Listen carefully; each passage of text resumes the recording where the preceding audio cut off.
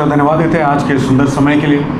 उस खुदा का धन्यवाद देते हैं क्योंकि उस खुदा ने आपको और मुझे जिंदा रखा है। पिछले सप्ताह भर बहुत सारी परिस्थितियाँ, बहुत सारी निराशाएं, बहुत सारी तकलीफ़ें आपकी ज़िंदगियों में आई ज़रूर होगी, पर आपको और मेरा खुदा ऐसा है जो आपके और मेरे संग हर बातों में रहता है, आपको और मुझे सामर्थ देता है, आपको और मुझे ताकत देता है और आपको और मुझे स्थिर करता है, ताकि हम हर एक तूफानों में, हर एक परिस्थितियों में हम स्थिर रह सके और जान सके कि वो खुदा जिसने आपको और मुझे रचा है, उस खुदा की महिमा को, उस खुदा की सामर्थ को हम अपनी जिंदगियों में समझ सके और देख सके। प्रियो, मैं एक गवाही दे सकता हूं कि मेरी जिंदगी में परमेश्वर ने सप्ताह भर मुझे आशीर्वाद किया। क्या ये गवाही आपकी भी है? क्या परमेश्वर ने आपकी सुधि ली? क्या परमेश्वर ने आपको उत्तम दिया? क्या परमेश्वर ने आपको बेस्ट दिया? प्रियो, वो परमेश्वर बेहतर देने वाला परमेश्वर है। हमें जब हम बार बार कहते हैं कि वो हमारा स्वर्गीय पिता है, तो पिता की एक आदत होती है, वो पिता अपने बच्चों के लिए बेहतर करना चाहता है। वो पिता अपने बच्चों के लिए बेहतर करना चाहता है। जब संसारिक पिता इतने सोचता है, जब संसारिक पिता अपने बच्चों के लिए इतना सोचता है, तो स्वर्गीय पिता कितने सोचते होंगे, कितना सोचते होंगे। और कई दफा हम रिकॉग्नाइज नहीं करते उस परमेश्वर की उपस्थिति को। कई बार उस परमेश्वर के प्रेजेंस को हम अपनी जिंदगी में नहीं देखते। कई बार उस परमेश्वर की उपस्थिति को हम कई बार महसूस नहीं करते। परमेश्वर की उपस्थिति हर जगह है। He is a omnipresent God, he is a omnipotent God. वो हर जगह मौजूद है, पर यह जिम्मेदारी आपकी और मेरी है कि उस उपस्थिति में आप और मैं भी एंटर कर ले। परमेश्वर की उपस्थिति हर जगह है, पर यह आपकी और मेरी जिम्मेदारी है कि हम उस उपस्थिति को रिकॉग्नाइज करें, हम उस उपस्थिति को महसूस करें, हम उस उपस्थिति को अपने जीवन में, अपनी जिंदगी में ले लें। खुदा तो हर जगह है, पर यह आपकी और मेरी जिम्मेदारी है कि हम उस परमेश्वर की उपस्थिति को अपने जीवन में बुलाएं। जहां परमेश्वर की उपस्थिति होती है वहां बंधन टूटते हैं। जहां परमेश्वर की उपस्थिति होती है वहां पर वो सारी चीजें होती है जो इंसानी बातें नहीं कर सकती। हम कई दफा अपनी सामर्थ से, अपनी ताकत से हम बहुत कुछ करना चाहते हैं। यहां तक हम कोशिश करते हैं कि परमेश्वर की उपस्थिति हमारे कामों के द्वारा, हमारे शारीरिक कामों के द्वारा परमेश्वर की उपस्थिति आ सके, पर परमेश्वर की उपस्थिति तो परमेश्वर की इच्छा से होती है। जहां परमेश्वर चाहता है वहां वो मौजूद हो जाता है, और वो आपकी और मेरी जिम्मेदारी है कि उस परमेश्वर की उपस्थिति के लिए, उस परमेश्वर के प्रेजेंस के लिए हम भूखे और प्यासे हो जाए, उस हरिणी के मानिंद जो पानी के लिए तरसती है, तड़पती है। यदि आपकी तड़प है उस परमेश्वर के लिए तो वो आपको जरूर मिलेगा। यदि आपकी भूख है उस परमेश्वर से मुलाकात करने की तो वो आपको जरूर मिलेगा। प्रियो, आज क्यों बहुतों को स्पर्श होता है, आज क्यों बहुतों के जीवनों में परमेश्वर की उपस्थिति का स्पर्श होता है, पर कुछ लोग वैसे ही रह जाते हैं? क्यों? क्योंकि उन्होंने अनुमति नहीं दी खुदा को कि वो इंटरवेन करे, वो परमेश्वर आपके और मेरे जीवन में आए। उस व्यक्ति विशेष ने परमेश्वर को अनुमति नहीं दी। इसलिए ही तो वचन कहता है कि मैं अब भी तुम्हारे दिल के दरवाजे पर दस्तक दे रहा हूं। वो प्रभु यीशु मसीह आज भी आपके दिल के द्वार पर दस्तक दे रहा है कि कब आप दरवाजा खोले और वो भीतर आ जाए। हमने अब तक उन दरवाजों को बंद रखा है जिस दरवाजे पर परमेश्वर खड़े हैं, जिस दरवाजे पर प्रभु यीशु मसीह खड़े हैं और इंतजार कर रहे हैं कि कब हम उन्हें अनुमति दे दे, कब हम उन्हें अनुमति दे कि वो भीतर आए। वो परमेश्वर मौका देने वाला परमेश्वर है, वो परमेश्वर ऑप्शंस देने वाला परमेश्वर है। बहुत सारे ऑप्शंस आपके और मेरे सामने होते हैं, पर ये आपकी और मेरी जिम्मेदारी है कि हम क्या चुनते हैं। ये जरूरी है कि आप और मैं ये सोच ले, ये जान ले, ये ठान ले कि आपको और मुझे क्या चाहिए। हमें खुदा चाहिए या संसार चाहिए? यदि आपको खुदा मिल गया तो आपको सब कुछ मिल गया। यदि आपको परमेश्वर मिल गए तो आपको सब कुछ मिल गए। हम कुछ क्षण की खुशी के लिए, हम कुछ क्षण के एंजॉयमेंट के लिए उस परमेश्वर की महान उपस्थिति को हम छोड़ देते हैं प्रियो। मूसा जानता था परमेश्वर की उपस्थिति क्या है, क्योंकि उसने अपनी नजरों से परमेश्वर को देखा था। उसने परमेश्वर की उपस्थिति को अपने नजरों से देखा था। वो परमेश्वर आज कहता है कि मैं तुम्हारे संग हूं, मैं तुम्हारे साथ हूं, मैं तुम्हें नहीं छोड़ूंगा, मैं तुम्हें नहीं त्यागूंगा। और आपका और मेरा खुदा झूठ नहीं बोलता, आपका और मेरा परमेश्वर झूठ नहीं कहता। पिछले 2 सप्ताह से हम एक विषय के ऊपर मनन कर रहे हैं, और वो विषय मेरे लिए व्यक्तिगत तौर पे आशीष का कारण बन रहा है। मैं बहुत आयत से परमेश्वर की उपस्थिति के लिए और मैं जा रहा हूं, और परमेश्वर की उपस्थिति में चाह रहा हूं। मैं चाहता हूं कि हर समय 24/7 में परमेश्वर की उपस्थिति को महसूस करता रहूं। परमेश्वर की उपस्थिति में ही मैं चलूं फिरूं, परमेश्वर की उपस्थिति में मैं सारे बातों को करूं। यदि आपकी और मेरी प्रार्थना ये हो जाए प्रियो, तो फिर हम शारीरिक चीजों के लिए हम लॉन्ग नहीं करेंगे, हम शारीरिक चीजों के लिए चाहत नहीं करेंगे, सिर्फ और सिर्फ उस परमेश्वर की उपस्थिति के लिए चाहत करेंगे। और जब आप और मैं उस परमेश्वर की उपस्थिति में जुड़ जाते हैं, उस उपस्थिति से फिर निकले नहीं, उस उपस्थिति से फिर दूर ना जाए, उस परमेश्वर की उपस्थिति को लेकर चलते रहे। मूसा कहता है कि यदि तू ना चले तो मैं भी नहीं चलूंगा। आज आप और मैं कितने सारे काम हैं, आज आप और मैं कितनी सारी बातें हैं, आज आप और मैं कितने सारे डिसीजंस हैं जो परमेश्वर के बगैर लेते हैं। उसके बाद यदि उस डिसीजन में हमें तकलीफ होती है, परेशानी होती है, परिस्थितियां होती है, तो फिर हम पलटते हैं और परमेश्वर को ही दोष देते हैं कि आपके कारण ऐसा हुआ। पर आपने क्या परमेश्वर से पूछा क्या यह आपकी योजना है? क्या आप इस डिसीजन में मेरे साथ में हैं? यदि आप और मैं ये आदत बना ले कि हर चीजों में परमेश्वर को पहले रखे, परमेश्वर को पहला स्थान दे, परमेश्वर से कहे कि परमेश्वर यदि इन बातों में आपकी उपस्थिति है तो ही मैं आगे चलूंगा। और यदि ये आपकी और मेरी जिम्मेदारी, ये यदि आपके और मेरा ये बात हो जाए, यदि आपके और मेरे जीवन में ये चीज सदैव के लिए हो जाए, तो फिर आप और मैं कभी भी हारेंगे नहीं प्रियो। आप और मैं कभी भी गिरेंगे नहीं। गिर भी जाए तो भी परमेश्वर की उपस्थिति में गिरेंगे, और खड़े भी परमेश्वर की उपस्थिति में ही होंगे। तो परमेश्वर आपको नहीं छोड़ता, हम छोड़ते हैं। वो परमेश्वर आपको नहीं छोड़ता, हम छोड़ते हैं। जरूरी है कि हम परमेश्वर की ओर निहारते रहे, परमेश्वर की ओर देखते रहे, परमेश्वर की ओर ताकते रहे। यदि परमेश्वर की उपस्थिति आपके और मेरे संग है तो हम सब कुछ पा लिए प्रियो, हमने सब कुछ पा लिया। आज कुछ महत्वपूर्ण बातों को हम देखेंगे। आज मैं कंक्लूड करना चाहता हूं इस टॉपिक को। हम अगले सप्ताह से एक नए टॉपिक को शुरुआत करेंगे। सो टॉपिक का नाम हो सकता है अब तक आपको याद हो गया होगा, What happens when we encounter Jesus? क्या होता है जब हमारी मुठभेड़ प्रभु यीशु मसीह के साथ होती है? हमने पिछले 2 सप्ताह से बहुत सारी बातों को देखा कि परमेश्वर के साथ एनकाउंटर के बाद, प्रभु यीशु मसीह के साथ एनकाउंटर के बाद हमारी जिंदगियों में क्या क्या होता है, हमारी जिंदगी में किस तरह से बदलाव होता है, हमारे जीवनों में किस एरियाज में बदलाव आता है। आज हम वैसे ही कुछ बातों को देखेंगे जो आपके और मेरी आत्मिक जीवन में काम आ सके। मेरे साथ निकाल लीजिए प्रेरितों के काम उसका पहला अध्याय, प्रेरितों के काम उसका 9वां अध्याय, वचन 1 से लेकर 18 तक आप घर में जाकर उसको पढ़िएगा। वचन 1 से लेकर 18 तक आप घर में जाकर उसको पढ़िए। पर मैं इस 18 वचनों में से कुछ वचनों को लेकर मैं कुछ बातों को आपके साथ बांटना चाहता हूं। Acts of apostles chapter 9 verse 1 to 18। Acts of apostles chapter 9 from verse 1 to 18। So हम पढ़ेंगे नहीं, हम घर में जाके पढ़ सकते हैं। मैं जो जो वचन बोलूंगा हम केवल उन्हीं वचनों को पढ़ेंगे। सो क्या होता है जब परमेश्वर के साथ मुठभेड़ होता है? हम जानते हैं कि शाऊल नाम का एक ऐसा व्यक्ति था जो मसीही विरोधी था।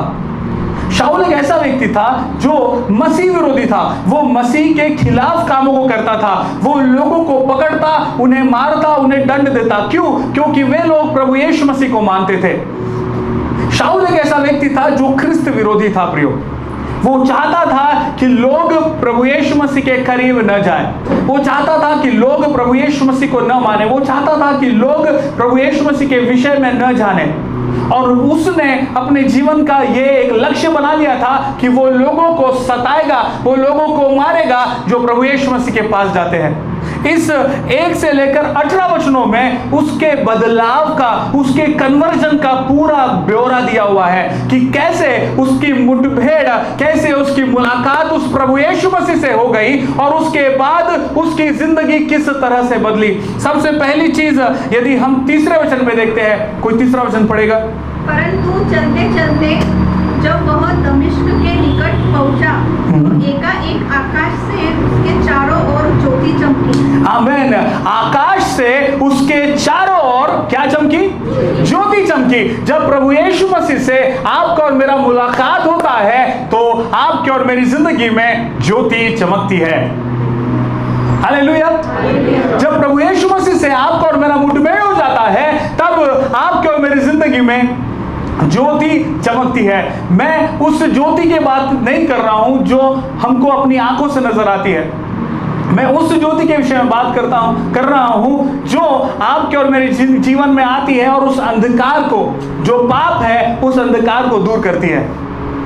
हम कई दफा अगर एक बहुत बड़े कमरे में हम हैं और एक छोटी सी कैंडल लेकर हम अगर उस अंधेरे कमरे में हमने प्रवेश कर दिया, आपको क्या लगता है वहां पर फिर अंधेरा है या नहीं है? वहां पर फिर अंधेरा है या नहीं है? जवाब दीजिए जज। नहीं है। क्यों? क्योंकि हमने ज्योति को उस अंधकार में प्रवेश कर दिया और जहां ज्योति है वहां पर अंधकार नहीं हो सकता। जहां पर ज्योति है वहां अंधकार ठहर नहीं सकता। हमने उस ज्योति को लेकर हम उस कमरे के भीतर गए, चाहे हो सकता है कि वो मोमबत्ती या कोई भी और जरिया, जो ज्योति का जरिया है, वो बहुत छोटा सा हो, पर वो छोटी सी ज्योति भी उस महान बड़े अंधकार में जैसे ही प्रवेश करती है फिर वो जगह फिर अंधकार में नहीं होती, उस जगह पर ज्योति आ जाती है। ठीक वैसे ही जिस दिन आपकी मुलाकात प्रभु यीशु मसीह से हो गई, जिस दिन आपका मुठभेड़ प्रभु यीशु मसीह से हो गया, आपके जीवन के वो सारे अंधकार, वो सारा अंधकार में प्रभु यीशु मसीह के उस ज्योति से भर जाएगा और फिर अंधकार आपके जीवन में नहीं ठहर सकता। जैसे ही उस शाऊल की मुलाकात प्रभु यीशु मसीह से हुई, वहां पर ज्योति आ गई। आपकी और मेरी मुलाकात जिस दिन प्रभु यीशु मसीह से हो जाएगी, वो ज्योति आपके जीवन में प्रवेश कर जाएगी प्रियो।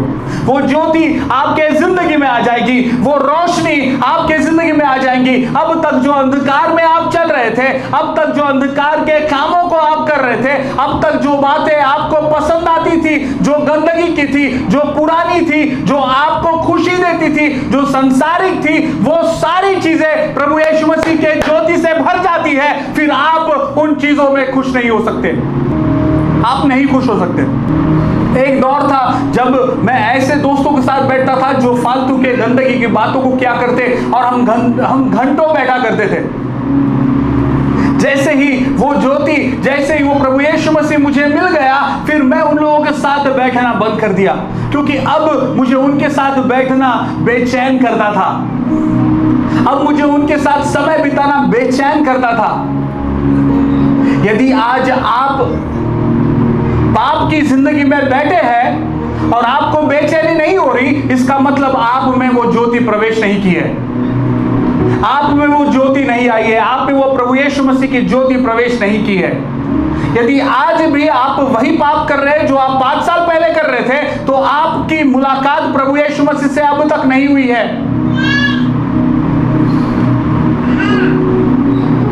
हम बेकल हो जाते हैं, हम बेचैन हो जाते हैं जब प्रभु यीशु मसीह की ज्योति आप में और मुझ में है। वो अंधकार फिर अंधकार नहीं रहता, क्योंकि प्रभु यीशु मसीह की ज्योति आप में और मुझ में है। जब उस शाऊल की मुलाकात प्रभु यीशु मसीह से हुई, वहां पर ज्योति आ गई। वहां पर ज्योति आ गई। सबसे पहली और महत्वपूर्ण बात, जब प्रभु यीशु मसीह के साथ आपका मुलाकात हो जाता है, तब ज्योति आपके जीवन में आ जाती है। तब ज्योति आपके जीवन में आ जाती है। ज्योति क्या है बताओ आपको मैं? सही और बुरे का फर्क करना, आत्मिक और शारीरिक का फर्क करना ज्योति है। समझ पा रहे हैं आप? सही और गलत, आत्मिक और शारीरिक का फर्क करना ही ज्योति की सामर्थ है। वो ज्योति आप में जब आ जाती है, तब आप डिस्कर्न करने लग जाते हैं कि क्या सही है, क्या गलत है, क्या झूठ है, क्या सच है। नहीं तो आप हर जगह, आपको झूठ में भी मजा आएगा, आपको बुराई में भी अच्छा लगेगा, पर जैसे ही वो ज्योति आ गई, फिर आप उस अंधकार के उस समय में, उस पल में नहीं रह सकते। आप अपने आप उस जगह से हटने की कोशिश करेंगे। जैसे ही प्रभु यीशु मसीह का मुलाकात उस शाऊल से हुआ, उसके जीवन में ज्योति आई। क्या आई? ज्योति आई। जब आपका और मेरा मुलाकात प्रभु यीशु मसीह से होता है, तो हमारे जीवन में ज्योति आती है। दूसरा, मेरे साथ निकाल लीजिए चौथा वचन। भूमि पर गिर पड़ा और यह शब्द सुना, एशौ, तू मुझे क्यों सताता है? दूसरी बात, जब आपकी और मेरी मुलाकात प्रभु यीशु मसीह से होती है, हम प्रभु यीशु मसीह के शब्द को सुनने लग जाते हैं। जब प्रभु यीशु मसीह का मुलाकात, जब प्रभु यीशु मसीह से हमारा एनकाउंटर हो जाता है, हम प्रभु यीशु मसीह के शब्दों को सुनने लग जाते हैं। जब हम इस भाग को देखते हैं, हम साफ तौर पे देख रहे हैं ये जितनी भी चीजें हो रही है शाऊल के साथ, वो सारी फिजिकल तौर पे हो रही है, राइट? उसने ऑडिबल वॉइस को सुना, पर हो सकता है आपके और मेरे जीवन में हमने अब तक प्रभु यीशु मसीह के ऑडिबल वॉइस को नहीं सुना। कई बार परमेश्वर के दासों को आवाज आती है, पर मोस्ट ऑफ द टाइम परमेश्वर आपसे और मुझसे बात करते हैं, और उनकी आवाज क्या है पता है आपको? ये उनकी आवाज है। परमेश्वर की आवाज ये है। जब हम प्रार्थना करते हैं, तब हम अपनी आवाज को प्रभु यीशु मसीह तक पहुंचाते हैं, पर जब प्रभु यीशु मसीह आपसे और मुझसे बात करना चाहता है, तो ये है प्रभु यीशु मसीह की आवाज। हम इस आवाज को सुनने लग जाते हैं, हम इस आवाज को पढ़ने लग जाते हैं। मैं सच कहता हूं, आज भी इस कलीसिया में आज भी ऐसे बहुत से लोग हैं जो सप्ताह भर बाइबल को छूते भी नहीं है। मैं आत्मा में महसूस करता हूं, मैं निराश होता हूं, मैं रोता हूं, मैं प्रार्थना करता हूं उन लोगों के लिए जो सप्ताह भर इस बाइबल को छूते भी नहीं। क्यों? क्योंकि उन्होंने परमेश्वर की आवाज को नहीं सुना, और जिसने परमेश्वर की आवाज को नहीं सुना और दुनिया भर की आवाजों को सुना है, उसके जीवन में बदलाव नहीं हो सकता। जब परमेश्वर की आवाज, जब प्रभु यीशु मसीह की आवाज हम सुनते हैं, तो हम बदलने लग जाते हैं, हम परिवर्तित होने लग जाते हैं।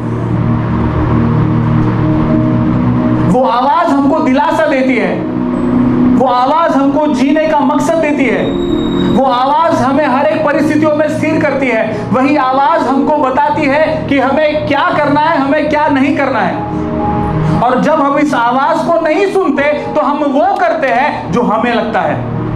और जैसे मैंने शुरुआत में कहा, जब हम खुद अपनी मर्जी से डिसीजंस लेते हैं, तो बहुत सारे डिसीजंस में हम गिर जाते हैं प्रियो।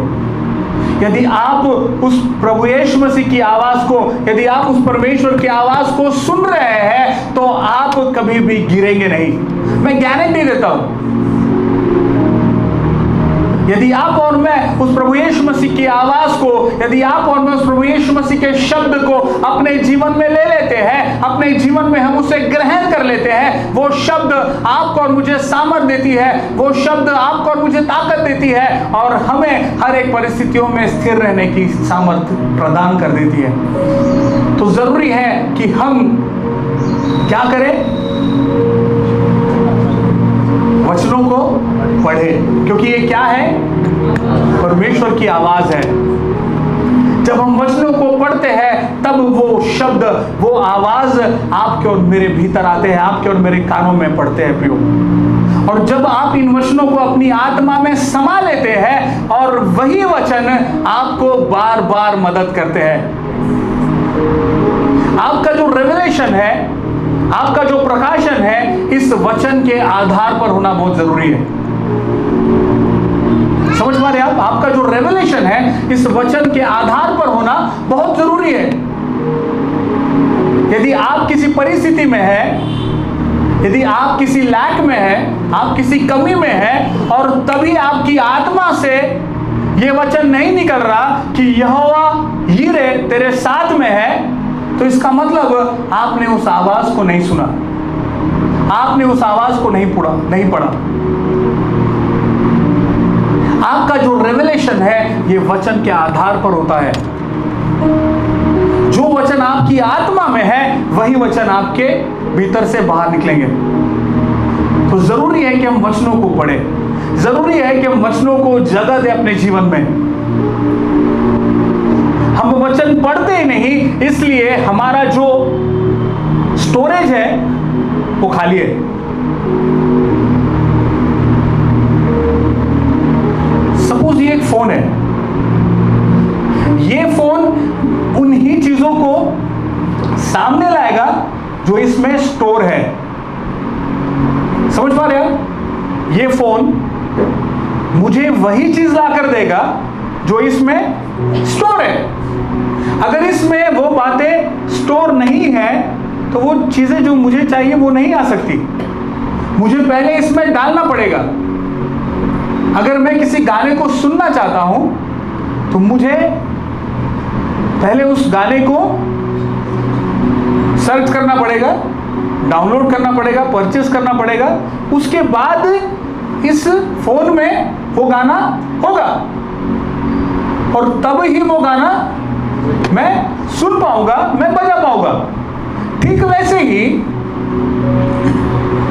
जो वचन आपकी आत्मा में समा जाते हैं, जो वचन आपके भीतर उतर जाते हैं, जो वचन आपके मस्तिष्क में आ जाते हैं, वही वचन आपको बार बार याद आकर आपकी सहायता कर सकते हैं।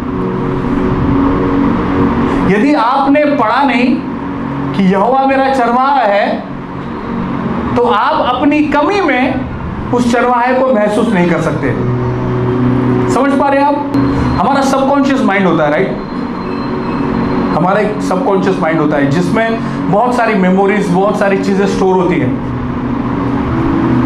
और वो सबकॉन्शियस माइंड आपको कई बार उन चीजों को आपके सामने ले आता है जो सही नहीं है, पर आपने उसको अनुमति दी थी, आपने उस चीज को कभी ना कभी सुना, देखा, इसलिए वो आपके सबकॉन्शियस माइंड में सेव हो गया। ठीक वैसे ही जब आप और मैं वचनों को भी अपने कॉन्शियस सबकॉन्शियस माइंड में स्टोर कर देंगे, तब वो वचन अपने आप सामने आएगा। वो वचन अपने आप सामने आएगा, वो वचन अपने आप सामने आकर आपकी मदद करेगा। इसके लिए आपको वचन को जानना जरूरी है, आपको वचन को मनन करने की जरूरत है, आपको वचन को पढ़ने की जरूरत है। और कई बार बहुत से लोग वचन को इसलिए नहीं पढ़ते क्योंकि उनको समझ में नहीं आता, है ना? मैंने कई बार लोगों से पूछा, आप बाइबल क्यों नहीं पढ़ रहे? उनका जवाब होता है, हमको समझ में नहीं आ रहा। पर यह वचन में इतनी सामर्थ है कि यदि आपको समझ में भी ना आए ना, तो भी यह वचन आपको बदल सकता है। यह वचन तब भी आपको बदल सकता है क्योंकि यह वचन जिंदा है। यह किसी मनुष्य की ऑटोबायोग्राफी नहीं है, यह जिंदा शब्द है। वो परमेश्वर का जिंदा शब्द जो इस किताब में, इस बाइबल में संजो कर रख दिया गया, इसे स्टोर कर लिया गया ताकि आप इसे रिट्रीव करें, आप इसको बार बार सामने लाए, इसे सुने और अपने जीवन में सामर्थ पाए। शाऊल की मुलाकात प्रभु यीशु मसीह से हुई और उसने क्या सुना? आवाज को सुना। जब आपकी और मेरा मुठभेड़ प्रभु यीशु मसीह से हो जाता है, हम वचन को सुनने, समझने और पढ़ने लग जाते हैं। तीसरी महत्वपूर्ण बात चौथे वचन में मिलेगी। और वह भूमि पर गिर पड़ा और यह शब्द सुना, हे शाऊल तू मुझे क्यों सताता है। प्रभु यीशु मसीह ने उससे कहा कि हे शाऊल तू मुझे क्यों सताता है। प्रभु यीशु मसीह शाऊल से बात कर रहे हैं, एक ऐसे शाऊल से जो लोगों को नष्ट करता था, लोगों को सताता था, लोगों को मारता था। जबकि प्रभु यीशु मसीह ने यह कहा कि तू मुझे क्यों सताता है। वो प्रभु यीशु मसीह को तो उसने नहीं सताया था, उसने प्रभु यीशु मसीह के लोगों को सताया था। प्रभु यीशु मसीह यहां पर कहते हैं कि तू मुझे क्यों सता रहा है। और यहां पर जब कन्वर्सेशन चल रहा है, प्रभु यीशु मसीह उस शाऊल को सुधार रहे हैं, उसे ठीक कर रहे हैं। जब प्रभु यीशु मसीह की मुलाकात आपसे और मुझसे होती है, वो आपको और मुझे सुधारते हैं, वो आपको और मुझे रिपेयर करते हैं। रिपेयर शब्द सुना है आपने? रिपेयर शब्द क्या होता है पता है आपको? जो चीज है और उसमें खराबी है, उस खराबी को ठीक करना। यदि आप और मैं, हमें खराबी है और हम सोच रहे हैं कि हमें ठीक होने की जरूरत नहीं, तो आप जिंदगी भर खराब ही रहेंगे। यदि आपने सोच लिया, यदि आपने जान लिया कि मुझ में कुछ तो खराब है, मुझे ठीक होने की जरूरत है, तो तभी ही परमेश्वर आप पे काम करना शुरुआत कर देंगे। तभी परमेश्वर आपको इस्तेमाल करने की शुरुआत करेंगे। तभी परमेश्वर आपके जीवन के उन जगहों को जिसको रिपेयर की जरूरत है, वहां पर काम करने की शुरुआत कर देंगे। हमारे कंप्यूटर्स में कई बार एंटीवायरसेस होते हैं, है ना। एंटीवायरस क्या करते हैं? जिस सेक्शन में वायरस है उस सेक्शन को स्कैन करते हैं और उस जगह से वायरस को निकालते हैं, और यदि वायरस ने कुछ खराबी की है तो उसको रिपेयर भी करते हैं। सो परमेश्वर की उपस्थिति आपको और मुझे रिपेयर करने का काम करती है। आप में और मुझ में जो खराबी है, आप में और मुझ में जो गंदगी है, उस गंदगी को ठीक करने का काम करती है। क्यों? ताकि आप और मैं उस परमेश्वर के संगति कर सके, उस परमेश्वर के साथ बात कर सके, उस प्रभु यीशु मसीह के साथ चल सके। समझ पा रहे हैं आप? सो परमेश्वर का कलाम, परमेश्वर का वचन, परमेश्वर की उपस्थिति आपको और मुझे सुधारती है। चौथी बात, छठवें वचन को कोई पढ़ेगा। परंतु अब उठकर नगर में जा, और जो तुझे करना है वह तुझसे कहा जाएगा।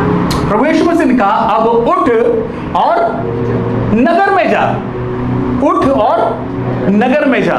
परमेश्वर ने शाऊल को एक डायरेक्शन दी है।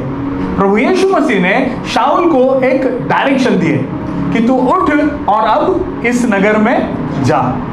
प्रियो, हम कई दफा एक मसीही होने के बावजूद भी हमको पता नहीं होता कि हमको जाना कहाँ है। हमको पता नहीं कि हमारा पर्पस क्या है, हमको पता नहीं कि हमारा फाइनल जो डेस्टिनेशन है वो क्या है। जैसे ही आपकी मुलाकात परमेश्वर से हो जाती है, जैसे ही आपकी मुलाकात प्रभु यीशु मसीह से हो जाती है, आपको एक दिशा मिल जाती है। आमीन, हालेलुया। जैसे ही आपकी मुलाकात प्रभु यीशु मसीह से हो गई, आपको एक दिशा मिल जाती है, आपको एक पर्पस मिल जाता है, आपको एक डायरेक्शन मिल जाता है कि मुझे अब इस रास्ते पर चलना है। मैं गवाही दे सकता हूं, मेरे जीवन में ऐसा हुआ। जब तक मैंने प्रभु यीशु मसीह को नहीं जाना था, मुझे पता नहीं था कि मुझे करना क्या है। इनफैक्ट मुझे सेक्युलर वर्ल्ड में भी क्या करना है ये मुझे पता नहीं था, रास्ते नहीं मिल रहे थे। पर जैसे ही मेरी मुलाकात प्रभु यीशु मसीह से हो गई, मुझे रास्ते मिलने की शुरुआत हो गई। और मैं सच कहता हूं, आपका और मेरा खुदा इतना सामर्थी है कि जब आपके सामने मार्ग नहीं होना तो वो मार्ग को बना भी देगा, वो आपके लिए एक रास्ते को तैयार करेगा। मुझे आज भी याद है, जब मैं जॉब के लिए गया था, जॉब के इंटरव्यू के लिए गया था, तो वहां पर कोई वैकेंसी थी नहीं। मुझे सिर्फ इंटरव्यू के लिए वहां भेज दिया गया था, मेरे जान पहचान के एक व्यक्ति थे, उनके थ्रू। उस ऑफिस में मैं चले गया और जब मैं वहां पर गया तो वहां पर कोई भी जॉब का वैकेंसी नहीं थी। मेरे लिए उस जगह पर परमेश्वर ने एक वैकेंसी क्रिएट की। सो परमेश्वर आपके लिए एक रास्ते को बना देता है प्रियो। आपको और मुझे कई बार लगता है कि मेरे साथ आगे क्या होगा, पर जब आप परमेश्वर पर पूरा भरोसा कर देते हैं, परमेश्वर से मुलाकात कर लेते हैं, परमेश्वर को अपने जीवन का अधिकार दे देते हैं और परमेश्वर को कहते हैं कि परमेश्वर अब आप ही मुझे चलाइए, तो परमेश्वर आपके लिए रास्तों को बनाते हैं। पता है क्यों? क्योंकि वो मार्ग है। प्रभु यीशु मसीह मार्ग, सत्य और जीवन है। प्रभु यीशु मसीह ने आपका, जहां पर मार्ग नहीं है, आपकी मेरी मुलाकात हो गई, वैसे ही आपके लिए एक मार्ग तैयार हो जाता है। जब आपकी और मेरी मुलाकात प्रभु यीशु मसीह से हो जाती है तो आपको और मुझे दिशा मिल जाती है, आपको और मुझे एक डायरेक्शन मिल जाता है। आप घर पे जाकर जरूर से इन 18 वचन को पढ़िएगा प्रियो। वक्त नहीं है कि हम उन सारे 18 वचन को पढ़ सकते हैं, पर आप इस कहानी से, आप इस पैराबल से, आप इस वचन से बहुत सारी बातों को सीख पाएंगे। मैंने सिर्फ कुछ ही बातों को उठाया, मैं सिर्फ कुछ ही बातों का आपको समझा रहा हूँ। जब आपकी और मेरी मुलाकात प्रभु यीशु मसीह से हो जाती है, आपको और मुझे डायरेक्शन मिल जाता है, आपको और मुझे दिशा मिल जाती है। 11 वचन कोई पढ़ेगा। तब प्रभु ने उससे कहा, उठकर उस गली में जा जो सीधी कहलाती है और यहूदा के घर में शाऊल नामक एक तरसुस वासी को पूछ, क्योंकि देख वह प्रार्थना कर रहा है। वो क्या कर रहा है? शाऊल जो लोगों को मारता था, अब क्या कर रहा है? उसको किसने सिखाया प्रार्थना करना?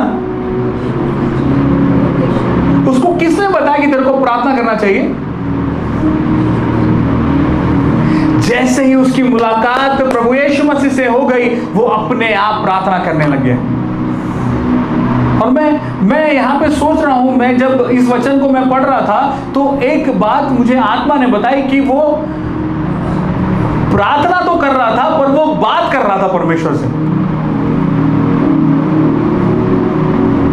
उसकी जो प्रार्थना थी वो क्या होगी? वो कन्वर्सेशंस होंगे। वो अभी भी अंधा है, राइट? उसको अभी तक चंगाई नहीं मिली। प्रभु यीशु मसीह से मुलाकात हो गई, वो अंधा हो गया और उस अंधेपन में वो किसी के घर में बैठा हुआ है और उस अंधेपन में वो कुड़कुड़ा नहीं रहा है, वो मरमर नहीं कर रहा, वो प्रभु यीशु मसीह पर नालिश नहीं ला रहा, बल्कि वो परमेश्वर से प्रार्थना कर रहा है। इसका मतलब जब आपकी और मेरी मुलाकात प्रभु यीशु मसीह से हो जाती है, फिर हम चीजों के विषय में मांगते नहीं, बल्कि हम देने लग जाते हैं, हम प्रार्थना करने लग जाते हैं, हम बात करने लग जाते हैं। आपकी और मेरी मुलाकात यदि प्रभु यीशु मसीह से सचमुच हो गई हो तो हम भी प्रार्थना करेंगे, हम भी प्रार्थना करने लग जाएंगे प्रियो, हम भी बात करने लग जाएंगे उस खुदा से। यदि आपका प्रियजन एक दिन आपसे बात न करे तो आपको कैसा लगता है? अच्छा लगेगा?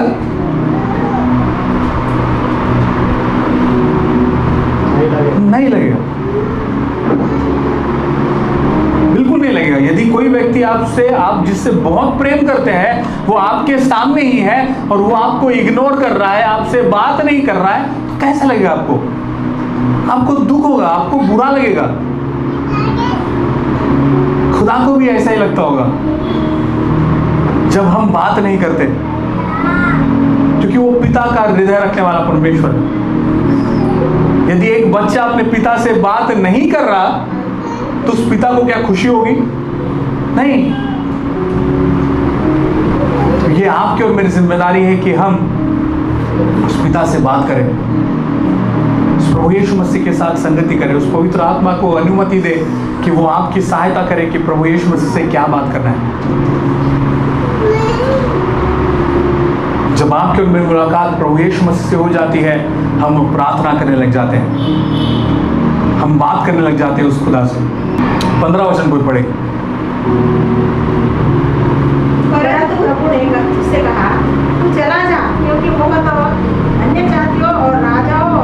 ही वो के सामने मेरा नाम प्रकट करने के लिए मेरा चुना हुआ पात्र है। हालेलुया। प्रभु यीशु मसीह उस व्यक्ति से कहते हैं कि तू उस शाऊल के पास जा, जो शाऊल जो मारता था, लोगों को परेशान करता था, तकलीफ देता था, लोगों को सताता था। प्रभु यीशु मसीह कहते हैं तू उसके पास जा। क्यों? क्योंकि अब वो मेरा चुना हुआ पात्र है। अब वो मेरा चुना हुआ पात्र है। प्रियो, जब आपकी और मेरी मुलाकात प्रभु यीशु मसीह से हो जाती है, तब आप और मैं चुने हुए पात्र बन जाते हैं। हम एक चोजन वेसल बन जाते हैं, एक ऐसा बर्तन जो अलग किया गया है, एक ऐसा बर्तन जिसको इस्तेमाल किया जाएगा, जिसको यूज किया जाएगा। हमारे किचन में ऐसे बहुत सारे बर्तन पड़े रहते हैं जिनको हम सालों साल छूते भी नहीं। उन पे ऐसे ही धूल चढ़ती है, उस पे ऐसे ही गंदगी चढ़ती है, उस पे ऐसे ही। और जब आप और मैं उस परमेश्वर के हाथों में आ जाते हैं, जब आपका और मेरा मुठभेड़ प्रभु यीशु मसीह से हो जाता है, प्रभु यीशु मसीह आपको और मुझे एक पात्र बना देता है। और ऐसा पात्र, एक ऐसा बर्तन जो चुना हुआ हो। चुने हुआ का मतलब क्या है पता है आपको? लाख बर्तन रखे हैं, उसमें से एक बर्तन को निकाला। इस संसार में बहुत सारे लोग हैं, पर इतने ही क्यों बैठे हैं यहाँ पे? क्योंकि आप और मैं चुने हुए हैं। प्रभु यीशु मसीह ने आपको और मुझे चुना है। We are the chosen vessels। जब आप और मैं प्रभु यीशु मसीह के साथ मुलाकात कर लेते हैं, जिस दिन आपको और मेरा मुठभेड़ प्रभु यीशु मसीह से हो गया, उसी दिन प्रभु यीशु मसीह आपको और मुझे चुन लेते हैं और एक चुना हुआ पात्र बना देते हैं। अब जिम्मेदारी आपकी और मेरी है कि हम उपयोगी बने या न बने। परमेश्वर ने तो चुन लिया, परमेश्वर ने तो अलग कर दिया, पर अब वो पात्र इस्तेमाल होना चाहता है या नहीं, उस पात्र पे डिपेंड करता है। आपकी और मेरी जिम्मेदारी है कि हम एक ऐसा वेसल बन जाए जो उपयोगी हो। रखे हुए बर्तन तो बहुत है, पर आपके और मेरे फेवरेट बर्तन भी होते हैं कई बार, पता है आपको? हमारे फेवरेट बर्तन भी होते हैं जिसको हम रेगुलर इस्तेमाल करते हैं। मेरा एक मग है, कॉफी मग, जिसको मैं बहुत प्यार करता हूं। जतिन ने गिफ्ट किया था मेरे को। वो बहुत मग, इतना मेरे को बहुत पसंद है वो मग। मैं कॉफी पीऊंगा ना, मैं ढूंढूंगा कहाँ है वो बर्तन। भले ही मेरे सामने बहुत सारे और बर्तन रखे हुए, बहुत सारे और मग्स है, कप्स है, सब रखे हुए हैं, पर मैं ढूंढूंगा कि अरे मेरा मग किधर है। अगर वो खराब है, मैं उसको लूंगा, उसको वॉश करूंगा, फिर मैं उसको इस्तेमाल करूंगा। क्यों? फेवरेट है मेरा। ठीक वैसे ही परमेश्वर उसको चुनता है जो उसका फेवरेट होता है। आप और मैं परमेश्वर के फेवरेट्स हैं। That's why we are here। इसलिए हम यहाँ पर हैं, इसलिए हम एक कम्युनिटी में हैं, इसलिए हम यहाँ पर इकट्ठा है। परमेश्वर आपको और मुझे चुनकर इस्तेमाल करना चाहता है। तो जैसे ही उस शाऊल की मुलाकात प्रभु यीशु मसीह से हो गई, प्रभु यीशु मसीह ने उस शाऊल को, जो लोगों को सताता था, लोगों को तकलीफ देता था, लोगों को मारता था, प्रभु यीशु मसीह ने उसे एक चुना हुआ पात्र ठहरा दिया। आपको क्या लगता है उसके बाद बहुत आसान होगा शाऊल के लिए जीवन को बिताना? नहीं। मेरे को लगता है कि ऐसे वो कलीसिया में अगर सोचता होगा कि मैं आज इस कलीसिया में जाकर अपनी टेस्टिमनी दूंगा, लोग वैसे ही डर जाते होंगे, अरे ये शाऊल आ गया बोल के। उसको समझाना पड़ता होगा फिर, अरे नहीं, मैं तो चुना हुआ पात्र हूं, आई एम चूजन वेसल। अरे प्रभु यीशु मसीह ने मेरे को चुन लिया है, उसको समझाना पड़ता होगा। ठीक वैसे ही जब आप इस संसार में जाते हो, जब आप इस संसार में रहते हो, संसार के लोग आपको स्वीकार नहीं करेंगे, पर इसका मतलब यह नहीं कि आप चुने हुए पात्र नहीं हो। आप चुने हुए पात्र हो। You are the chosen vessels. परमेश्वर ने आपको चुन लिया है, वही आपको इस्तेमाल करेगा, वही आपको इस्तेमाल करेगा। जब आपकी और मेरी मुलाकात प्रभु यीशु मसीह से हो जाती है, तब प्रभु यीशु मसीह आपको और मुझे चुन लेते हैं और आपको और मुझे इस्तेमाल करते हैं। 16 वचन को ही पढ़ लीजिए। और मैं उसे बताऊंगा कि मेरे नाम के लिए उसे कैसा कैसा दुख उठाना पड़ेगा। अब ये वाला जो बात है ना, ये हम सबको बहुत पसंद नहीं आने वाला। अब तक हमने हालेलुया प्रेज़ द लॉर्ड चिल्ला चिल्ला के खुशी खुशी से बोल दिया। अब ये वाला जो हिस्सा है ना, ये थोड़ा सा हमको पसंद नहीं आएगा। वचन कहता है कि मेरे लिए तुझे दुख उठाना पड़ेगा। हे शाऊल, हे दुख देने वाले शाऊल, अब तुझे मेरे लिए दुख उठाना पड़ेगा। जब आप और मैं प्रभु यीशु मसीह से मुलाकात कर लेते हैं, तब आपको और मुझे दुख उठाना पड़ेगा। यह पोर्शन के लिए कोई तैयार नहीं रहता प्रियो, पर यदि आप और मैं तैयार हैं उस प्रभु यीशु मसीह के लिए दुख उठाने के लिए, तो आपके लिए और मेरे लिए एक बेहतर स्थान है स्वर्ग में। यदि आप और मैं इस संसार में दुख उठा रहे हैं, तो उस स्वर्ग में एक बेहतर स्थान है जो आपके लिए और मेरे लिए सिक्योर किया गया है। क्यों? क्योंकि आपने दुख उठाया है। किसके लिए? किसी मनुष्य के लिए नहीं, प्रभु यीशु मसीह के लिए। यदि आप और मैं दुख उठाते हैं, तो हमारे लिए एक बहुत सुंदर सा स्थान स्वर्ग में है। आशीष पृथ्वी पर भी मिलेगी, पर मैं स्वर्ग के विषय में इसलिए कह रहा हूं क्योंकि स्वर्ग में एक बेस्ट चीज आपके लिए। क्यों? क्योंकि आपने उसके लिए दुख उठाया। धन्य वे जो मेरे नाम से सताए जाते हैं, क्योंकि वे स्वर्ग में बड़ा फल प्राप्त करेंगे। यदि आपको दुख मिल रहा है, यदि आपको सताव मिल रहा है इस संसार में, प्रेज गॉड, परमेश्वर की महिमा हो, परमेश्वर की स्तुति हो, परमेश्वर की बड़ाई करें, क्योंकि आपके लिए स्वर्ग में एक बेहतर चीज है। Hallelujah, hallelujah. सो यदि आपके जीवन में दुख है परमेश्वर से मुलाकात के बाद भी, तो आपको निराश होने की जरूरत नहीं, क्योंकि परमेश्वर आपको तैयार कर रहा है किसी बड़ी चीज के लिए, पृथ्वी पर और स्वर्ग के लिए भी। मैं शुरुआत में जब नया नया परमेश्वर को स्वीकार किया था, एक पास्टर से मेरी मुलाकात हुई थी। मैंने स्वीकार नहीं किया था, तब मैं उस प्रोसेस में था, उस जर्नी में था प्रभु यीशु मसीह को जानने की। इस पास्टर ने बड़े प्यार से आके मेरे को बोला कि बेटा, जैसे तू प्रभु यीशु मसीह को स्वीकार कर लेगा ना, तेरी जिंदगी बहुत अच्छी हो जाएगी। मैं बहुत खुश हो गया। अरे वाह, तो चलो अच्छा है, जिंदगी अच्छी हो रही है अपनी प्रभु यीशु मसीह को पाने के बाद। उसके बाद मैं 3 साल तक वो पास्टर को ढूंढते रहा, क्योंकि ऐसा नहीं हो सकता कि आप परमेश्वर को स्वीकार करें और आपको तकलीफ न मिले। आपको कदम कदम पर तकलीफ मिलेगी, आपको कदम कदम पर टेस्टिफाई किया जाएगा, आपको कदम कदम पर आग में डाला जाएगा। क्यों? ताकि आपके अंदर की गंदगी निकाल दी जाए और आप प्योर बन जाए। तकलीफ आएगी, निराशा आएगी, परिस्थिति आएगी, और हाँ तभी आएंगी जब आप परमेश्वर के संग है।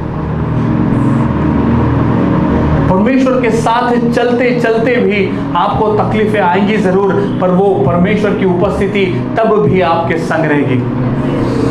चाहे मैं घोर अंधकार से भरी हुई तराई में होकर क्यों ना चलूं, तो भी मैं हानि से नहीं डरूंगा, क्योंकि तू मेरे साथ में है। हालेलुया। आपकी और मेरी परिस्थितियों में, आपकी और मेरी तकलीफों में भी वो परमेश्वर आपके और मेरे साथ में है। आपको दुख मिलेगा, आपको सताव होगा, पर उन सताव में भी वो परमेश्वर आपके साथ में है। तो यदि आप दुख की घड़ी में है, यदि आप आंसुओं के वादी में है, परमेश्वर को धन्यवाद दें कि वो परमेश्वर आपके और मेरे साथ में है। और दुख 2 प्रकार के होते हैं।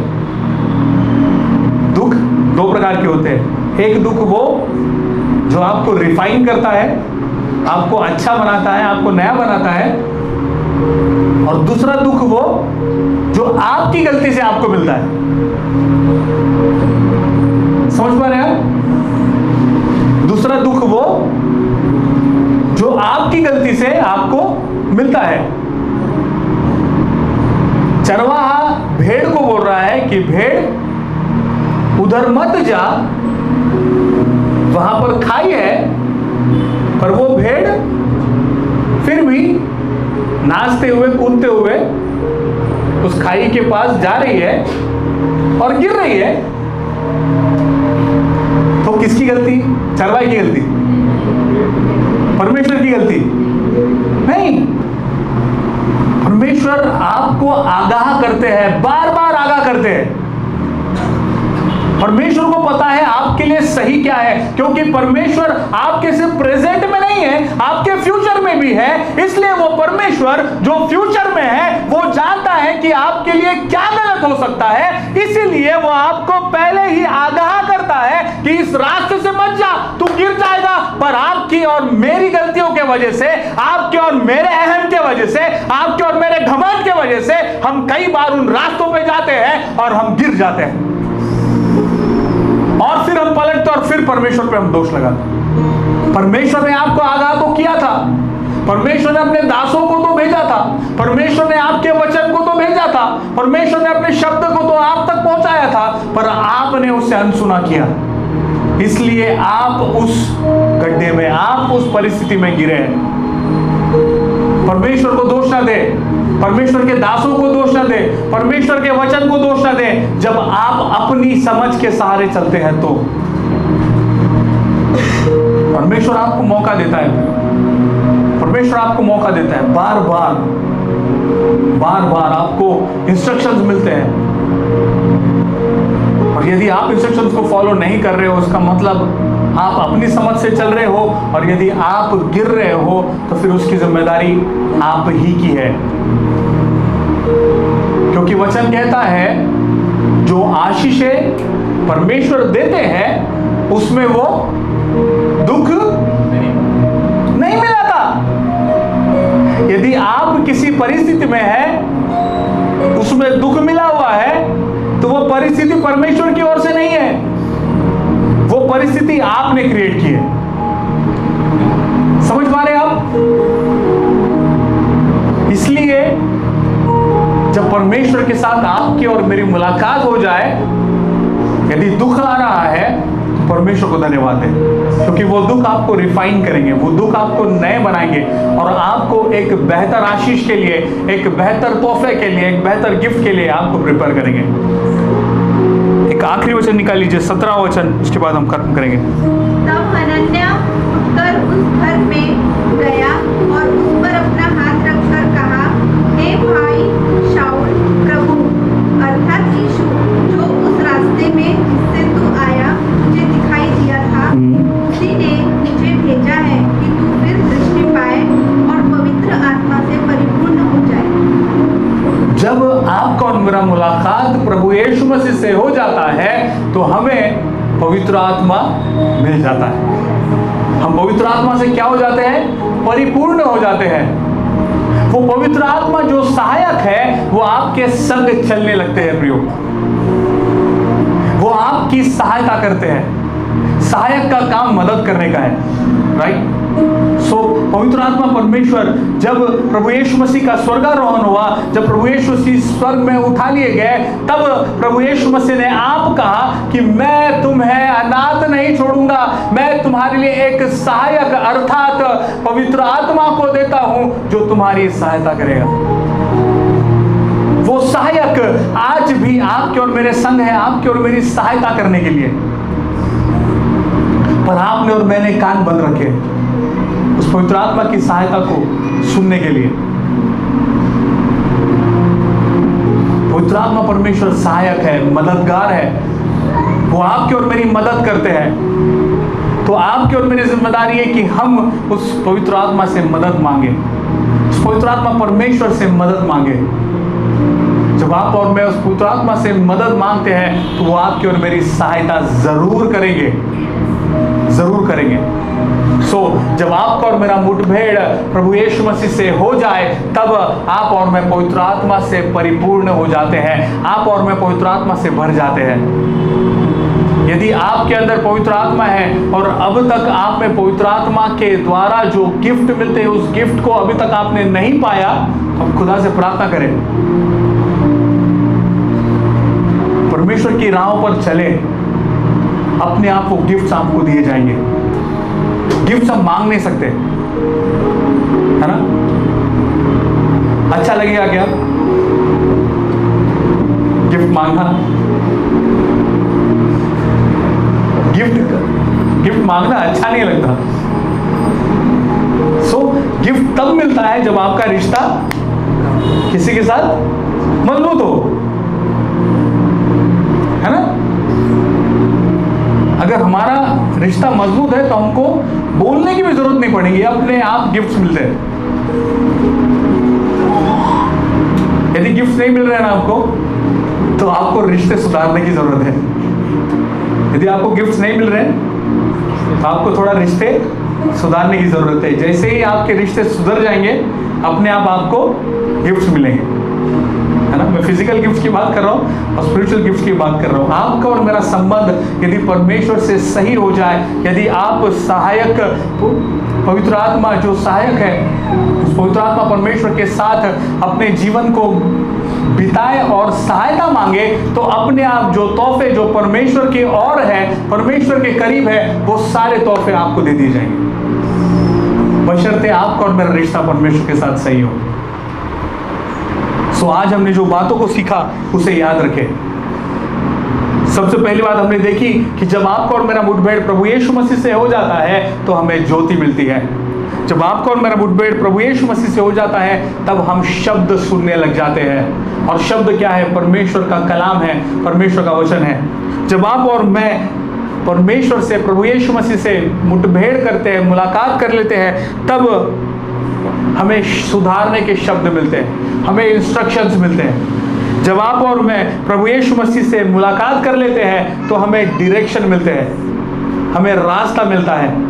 जब आप और मैं प्रभु यीशु मसीह से मुठभेड़ हो जाता है तब आपका और मेरा जीवन प्रार्थना का जीवन बन जाता है। जब आपका और मेरा मुठभेड़ प्रभु यीशु मसीह से हो जाता है तो आप और मैं एक चुने हुए पात्र बन जाते हैं। जब आपका और मेरा मुठभेड़ प्रभु यीशु मसीह से हो जाता है तो हमें हो सकता है कि दुख उठाना पड़े, पर उस दुख का प्रतिफल भी हमें जरूर मिलेगा। यदि आप और मैं प्रभु यीशु मसीह के साथ, यदि आपका और मेरा मुठभेड़ हो गया है, तब हम पवित्र आत्मा से परिपूर्ण हो सकते हैं। इन बातों को याद करें, इस बातों पर मनन करें, दोबारा वीडियोस को देखें। आप जरूर से और खुदा की बातों को और रेवलेशंस को जो गहराई की है वो रेवलेशंस आपको जरूर मिलेंगे। आमीन। आइए अपनी आंखों को बंद करें, हम दुआ करें। खुदावंद आपका धन्यवाद आज के वचन के लिए, आज के कलाम के लिए। आपका शब्द हमें साफ करता है प्रभु जी, आपका शब्द हमें नया बनाता है प्रभु जी, आपका शब्द हमें आपके सन्मुख खड़ा कर देता है। हम धन्यवाद देते हैं प्रभु उस शब्द के लिए जो आपने हमें आज दिया, हमें रिवाइव करने के लिए, हमें रिन्यू करने के लिए प्रभु जी। खुदावंद हम आपसे निवेदन करते हैं कि शैतान उन बीजों को न चुराने पाए। हमारी सहायता करे पिता कि ये शब्द, ये वचन, ये कलाम हमारे भीतर समा जाए और प्रभु हम आप में एक हो जाए और हम बढ़ते चले जाए प्रभु जी। हम धन्यवाद देते हैं पिता, यहाँ बैठे हुए प्रत्येक जनों को आप बहुतायत से आशीष कीजिए। उनके जीवनों में किसी बात की घटी कमी कभी ना हो, वो आपसे प्रेम करते रहे, आपके संग चलते रहे, आपकी उपस्थिति को महसूस करते रहे और प्रभु आपके संग वो बढ़ते जाए। हम यही दुआ करते हैं, धन्यवाद देते पिता, क्योंकि ये कलीसिया हाउस ऑफ डेस्टिनी, ये कलीसिया आप ही की है प्रभु और आप ही के अधिकार में है प्रभु। धन्यवाद देते हैं पिता। आने वाले सप्ताह को आपके नाम से हम अभी से ही आशीषित घोषित करते हैं और उन सारी आशीषों के लिए हम अभी से ही धन्यवाद देते हैं पिता। हर एक बातों को आप ही के हाथों में समर्पित करते हुए छोटी सी विनती प्यारे बेटे प्रभु यीशु मसीह के नाम से मांगते हैं, इसलिए सुनिए, दया से कबूल कीजिए पिता। आमीन।